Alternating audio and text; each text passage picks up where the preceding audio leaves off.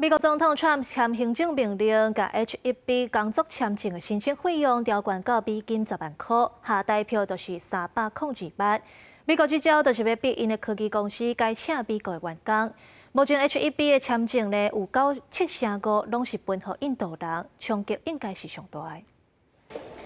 大批南香港人坐专机为美国转去，9月初美国移民单位向防对汽车电池厂发起大规模查缉，即马比防对移工有新政策，宣布大幅调起 H-1B 签证费达到10万美金，差不多代票302万。So the whole idea is no more will these big tech companies or other big companies train foreign workers. So there's an incentive to hire American, but there may be instances where it's better off doing through expertise or whatever it may be. 美国强调，这互各大公司选择请美国人，不过也引起各国烦恼。北京澄清，敢若适用新的签证，不包含即马有签证的人。H-1B 签证是发给伫美国专业技术类人士的工作签证，是非移民签证，是美国上主要的工作签证类别。目前有3%的 H-1B 签证拢是发给印度人。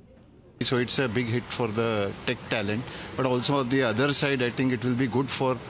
India because it could be a reverse brain drain in the like where people can work here. 国内科技业也在讨论台湾科学园区科学工业农业工会会务总监张志远认为，对于安全去美国加大投资的大厂恐吓造成影响，去美国迁移速度变慢，效率变低，保持观望态度。有分析处表示，大厂去美国大部分是高度自动化，建议大港高阶 AI 数学器产业冲击会较低。因为他们具有2大特色，第一就是高度自动化，第二毛利率相对也比较高，所以呢，受到工作签证费用调高的影响，相对冲击会比较小。专家评估，这项政策对劳力密集的产业打击上大，电子业是下卡加工组装厂可能较受影响，企业恐怕要想办法应对。记者综合报道。